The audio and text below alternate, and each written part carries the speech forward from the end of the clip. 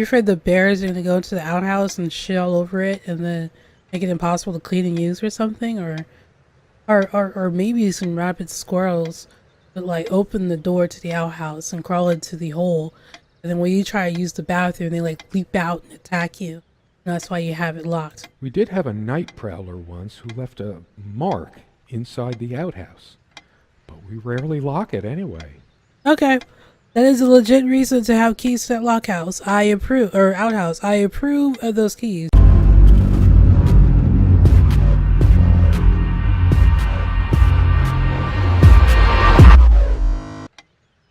For some reason, light bulbs wouldn't last long in this lamp. I never looked into it. Why don't you just like replace the fucking lamp? Sounds like there's an issue there. 2 days, 3 days tops, and bam, a brand new light bulb would burn out. Sounds like an electrical problem. Not necessarily the lamp, but it could be. Whenever her lamp didn't work, Serena would come by my side to read. A few moments later, she would lay her head down on my chest and fall asleep. But really, this could have been rectified if you just guys to swap lamps so she could have read to her heart's content and still fall asleep on your side. The only reason this lampshade gathered less dust than the other one was that we had to keep putting new bulbs in this one. Also, you've been able to figure out if the lamp was the issue or the power outlet that the lamp is connected to by swapping it out. So, just some basic troubleshooting there. She used to keep magazines, paperback novels, usual stuff on these nightstands when we were staying here. Good night, love. She would always bring her reading material like I did. Why are these nightstands so empty? Maybe y'all read everything. Dust everywhere. The duster. The amount of dust on it might make me hack up a lung. Well, don't get close to it and sniff it.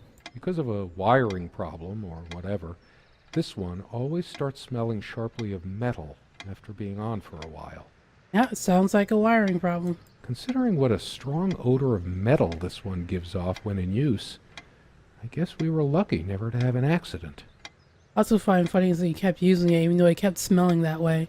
Because, it's not a good smell to smell, regardless. I mean, it's not like flowers or incense or something. The only reason this lampshade gathered less dust than the other one was that we had to keep putting new bulbs in this one. Our refuge from the world. A place of warmth and passion. And she... Sometimes we joked we needed to be so far out in the woods because that's how our sex life was. Far out. Oh. The furniture came with the cabin, but the bedclothes we brought with us. A place like this needs some luxury, but without her, there are no monsters under the bed. I guess they're all in my head. Maybe between your legs. I feel too restless to sleep right now. I don't sleep well without Serena next to me. Both a blessing and a curse, I suppose. There are no monsters under the bed. I guess they're all in my head.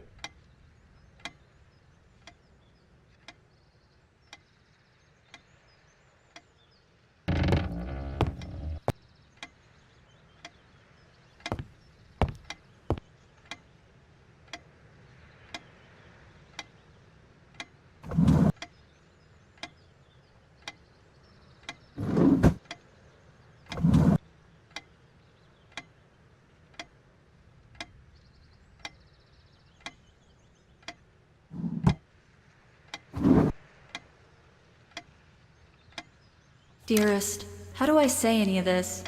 I like your way with words, but if I don't write this, I don't know what I'll do. My life feels so unreal now, dreamlike, but wonderfully so. Let me try, even if clumsily.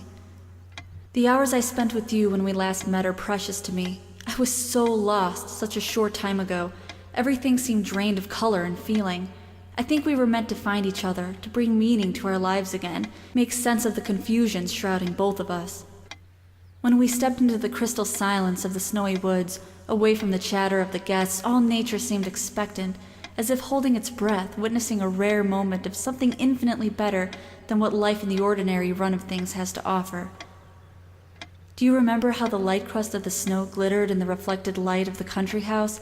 How the copse of trees in which we walked was haloed with a magical aura?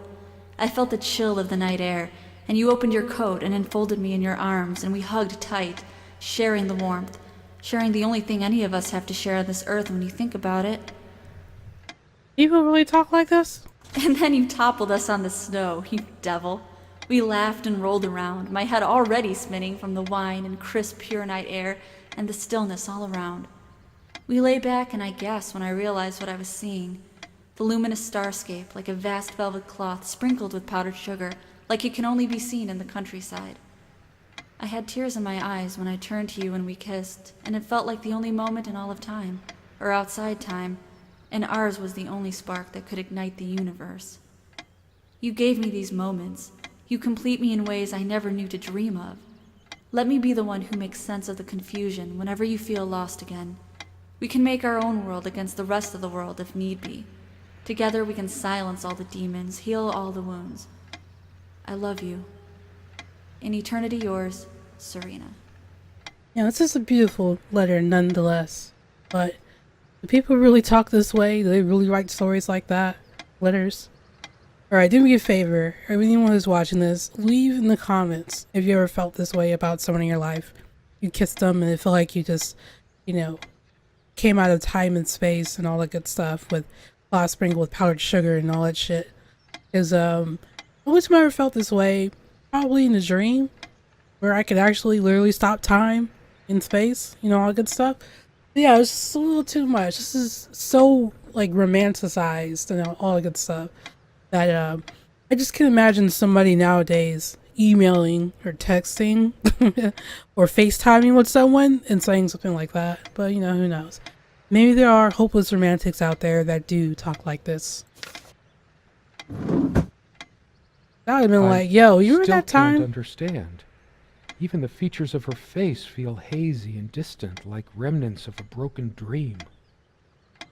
Oh, maybe you should get a cell phone and record some videos. All those times where you were passionately together with each other. Then you can just remember what she looked like all the time. Unless you were always behind. Then you just have all these lovely video footage of her butt. But, whatever. Here, in our private refuge, there must be something that reminds me of her. Oh, maybe her Pretty coat. shambolic, isn't it? The organization of its contents isn't much better. It'd be a shame to say we're fashionistas. I think it'd be a shame to say you were fashionistas. Like, who really goes around and says, I'm a fashionista. Take a look at this iron wall that we have. We were never that big on appearance.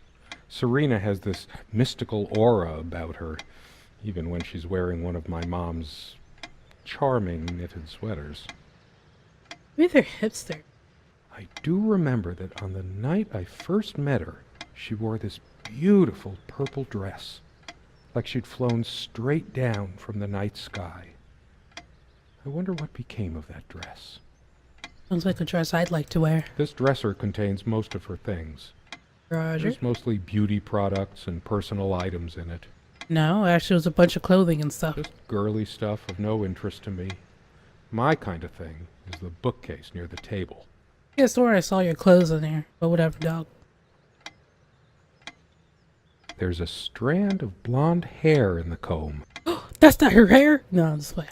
Yes, blonde hair like sun rays. I'm remembering. My dark brown hair is also like sunrise. What's wrong with my memory? Did I have a stroke? I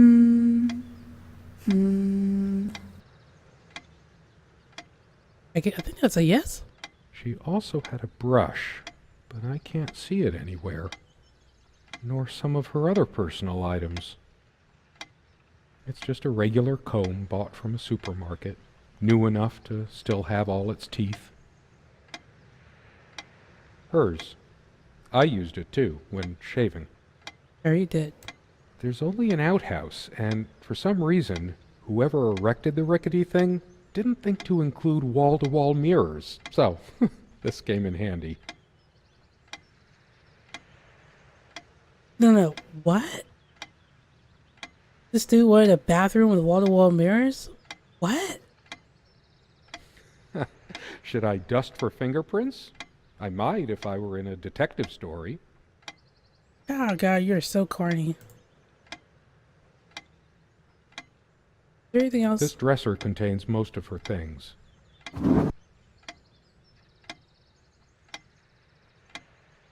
They prevent my blood pressure from skyrocketing. Doctor's orders. And Serena's. Here you are again with something that's not her things. I'm generally not fond of taking medication. I find it hard to believe ingesting a few chemicals will do me much good in the long run. Oh man. Oh man, you are so. Oh. Wow, dude. Like, seriously? Wow. Don't forget your pill, hun. I know you'd rather not, but you know it's for the best. Beta blockers. I have high blood pressure. I have high blood pressure too, and I can tell you those pills work, bro. I'm only supposed to take these before meals. Not a big fan of them. They do tend to alleviate my headaches, though. Uh-huh, see? That's it's working. Beta blockers. I have high blood pressure.